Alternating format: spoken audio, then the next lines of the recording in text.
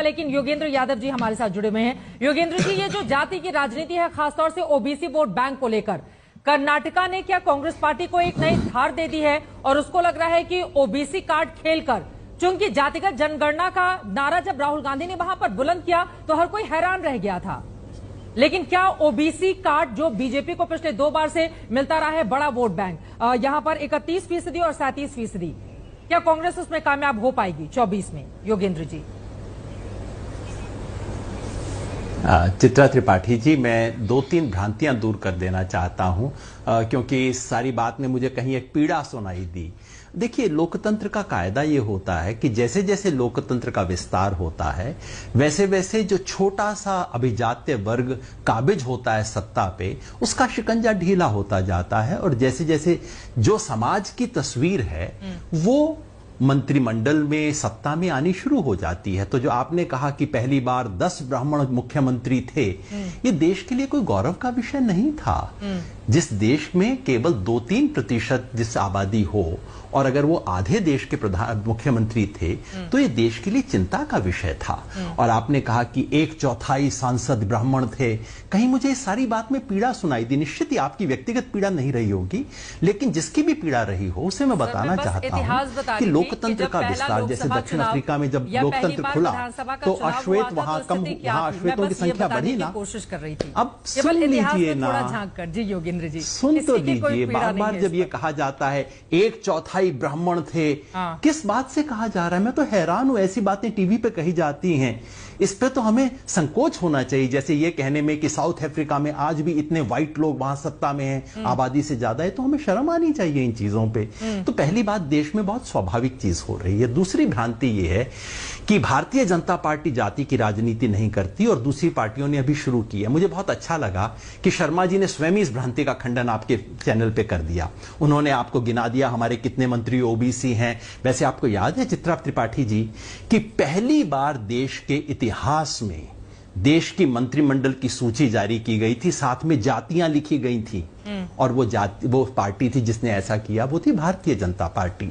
ये जो मानना है कि बाकी लोग जाति की राजनीति करते हैं, चित्रा त्रिपाठी जी, मैंने इसकी स्टैटिस्टिकल स्टडी की है, आपका एग्जिट पोल के आंकड़े मेरे पास हैं। तो मैं बताना चाहता हूं चित्रा त्रिपाठी जी आपको कि इस देश का सबसे स्थायी वोट बैंक क्या है, सबसे बड़ा और सबसे लॉयल, सबसे जबरदस्त वोट बैंक है हिंदू अपर कास्ट। और जिस पार्टी का वोट बैंक है उस पार्टी का नाम है भारतीय जनता पार्टी।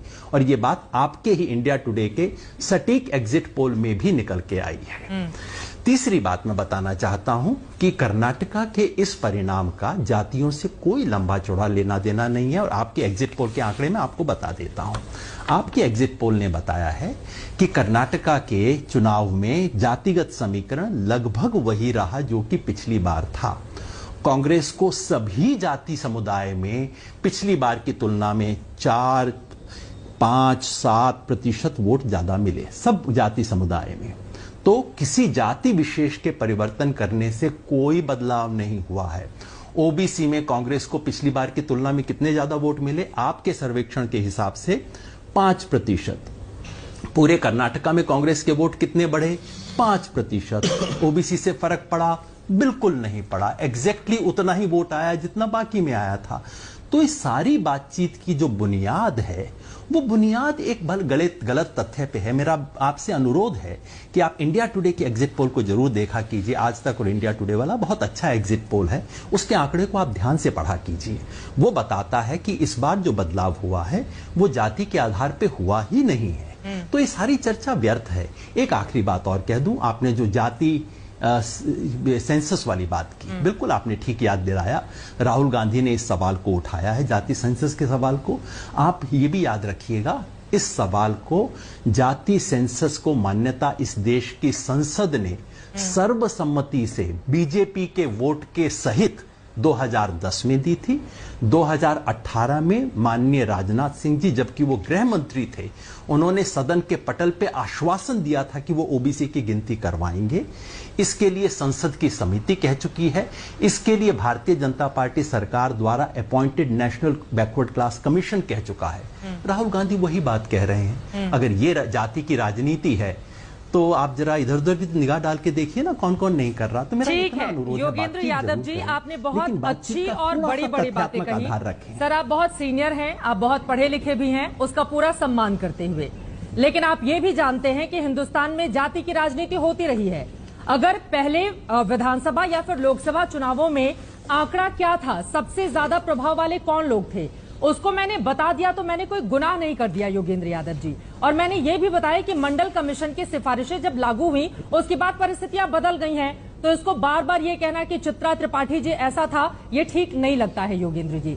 मौजूदा वक्त में जाति की राजनीति कहाँ नहीं है? अगर प्रधानमंत्री नरेंद्र मोदी या बीजेपी की ओर से बताया जाता है, कह रही हैं, मैं आपको चित्रा त्रिपाठी ठीक कह है रहा हूं, योगेंद्र इसमें जी, तो आप सुन एतराज नहीं लीजिए, होना मेरी बात चाहिए सुन ना। लीजिए, आप मेरी बात सुन लीजिए। आप मुद्दे को कहीं और लेकर जा रहे हैं, आप इतने सीनियर हैं, आपसे इस तरह की उम्मीद मैंने कतई नहीं की थी। लेकिन अगर आप ऐसा बोलेंगे और मुझे कहेंगे कि इंडिया टुडे का एग्जिट पोल आप पढ़कर आया करिए, तो आपकी जानकारी के लिए वो एग्जिट पोल मैंने ही दर्शकों तक पहुंचाया था लाइव शो में, तो मुझे पढ़ने की जरूरत नहीं है, उस पर हम लोगों ने पूरा कार्यक्रम किया था योगेंद्र जी। तो किसी पर भी इस तरह की टिप्पणी, आप इतने वरिष्ठ हैं, मैं आपका बहुत सम्मान करती हूं सर, ये ठीक नहीं लगता है। लेकिन अब चलिए इससे आगे बढ़ते हुए आपकी बातों पर बात कह रहा हूं, आप सुन लीजिए दोबारा। ठीक है, इंडिया टुडे के एग्जिट पोल के एक जवाब देना हिसाब आवश्यक है योगेंद्र जी। व्यक्तिगत वोटिंग में कोई परिवर्तन नहीं आया है, ये आपने दिखाया है। ये सही बात है कि 43% वोट प्रतिशत अगर कांग्रेस पाएगी तो उसको हर जाति वर्ग का वोट मिला है। लेकिन अगर सिद्धारमैया को मुख्यमंत्री बनाया जाता है तो इसका सीधा सा मतलब है कि अपने ओबीसी वोट बैंक को वो इंटैक्ट रखना चाहती है। ऐसा ही अशोक गहलोत कहते हैं जब कि मुझे गांधी परिवार ने तीसरी बार मुख्यमंत्री बनाया राजस्थान का, मैं पिछड़ा हूं, पिछड़ों की आवाज को मजबूत की है। क्या उधर से आवाज नहीं आती है? क्या छत्तीसगढ़ में भूपेश बघेल नहीं है? क्या राहुल गांधी ने पिछड़ों की बात नहीं की? एक बार सुन लेते हैं राहुल गांधी को, चूंकि आपने सवाल खड़े किए हैं तो बहुत जरूरी है कि दर्शकों तक ये बात पहुंचे।